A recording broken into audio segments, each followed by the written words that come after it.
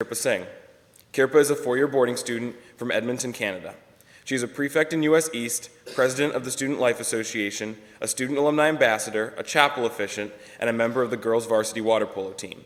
She's the proud roommate of Julia Serenity and the proud daughter of Ron Singh, Hill class of 1993. Kierpa.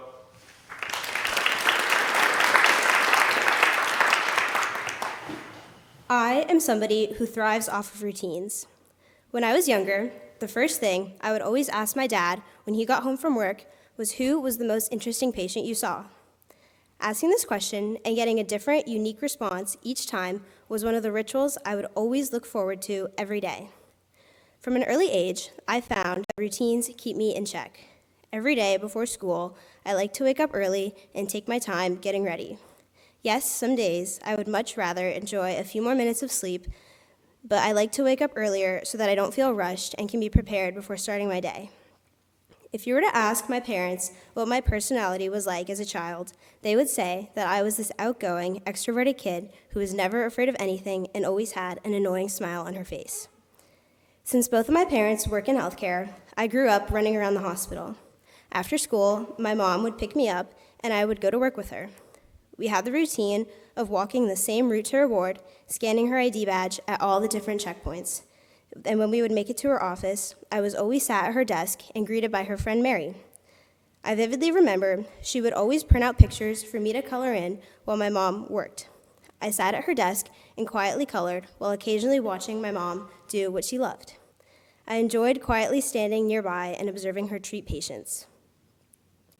In June 2020, my parents sat me down and told me that my mom, my biggest influence and role model, had been diagnosed with multiple sclerosis.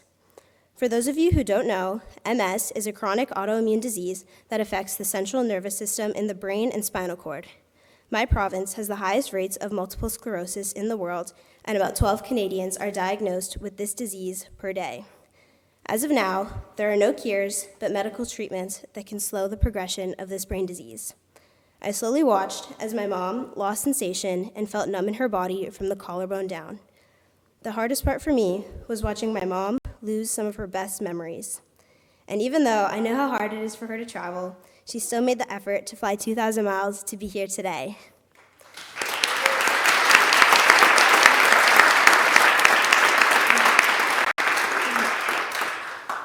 As my mom, dad, and older sister all work in the healthcare system, they had a pretty good understanding of what our new reality would look like. For me, I had never been interested in working in a hospital or in that profession and had a harder time understanding. In the summer of 2022, I had to go with my mom to one of our MRIs to check for any more developed brain lesions. Conveniently, my dad, sister, and brother all decided that this was the day they needed to go hiking in the mountains, leaving me to be the designated person to care for my mom. When we made it to the hospital, the same one that I ran around as a kid, we walked to the MRI ward and I took a seat in the waiting room as my mom went in with the nurse. For a while, I was sitting in the room alone until a 75-year-old man named Bill walked in. He was friendly and humorous and had asked me the basic questions. I appreciated that he tried to make light of a situation that I clearly was stressed in and worried about. He told me his wife was diagnosed with the same condition as my mom and made remarks about how he had the entire hospital memorized by this point. He then asked me about my schooling and if I knew what I wanted to do with my life after graduation. To this, I responded with my typical answer of, I don't know yet. He reassured me and told me that that was okay to not have everything figured out. He admitted that when he was 60, he quit his job at a concrete company to venture into the world and find what truly made him happy. Upon hearing this, I was surprised at the admission this man had. To be honest, at first, I was judgmental of the thought of leaving everything to explore at such an old age. But this only taught me that no matter what age you are, it is okay to not have everything figured out and perfected in your life. After my conversation with this man, I felt a wave of realization come over my head. As students, we often get asked the question, what do you want to be when you grow up? Our answers have ranged from doctor, lawyer, astronaut, princess, etc. I had asked my parents and other adults in my life how they knew what they wanted to be when they were older, and they simply responded with that they just knew. All of the biggest influences in my life work in the medical profession, which led me to believe from an early age that if I did anything but that profession, I would be unsuccessful in life.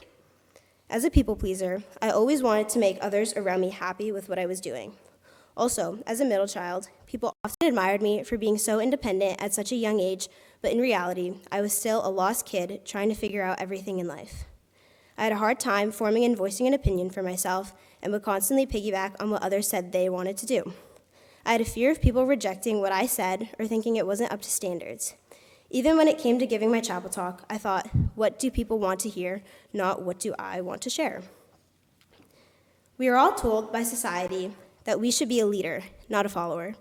And although many of you have seen me at that podium right there, or at the dining hall lectern giving the rundown of the daily weekend activities every Thursday, I still have a hard time considering myself a leader. I constantly turn to others and dictate my next actions on what they are doing. When I was applying to colleges this fall, one of the questions I had to answer was what makes you a leader and different from others?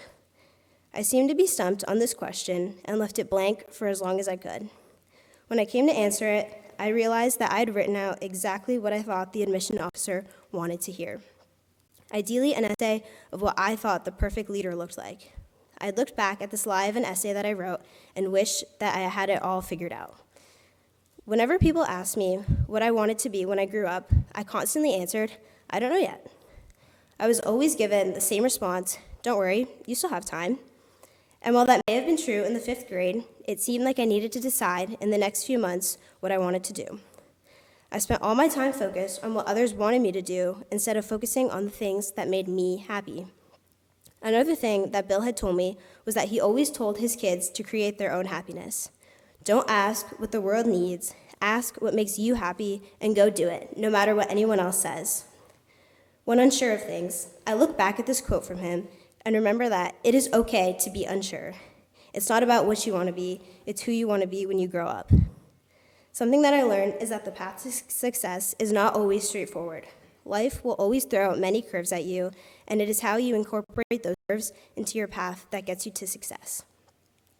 So when I look back at that question, what makes you a leader and differentiates you from others, I proudly answered that I am passionate about what I believe in, empathetic, and still growing and learning as a person.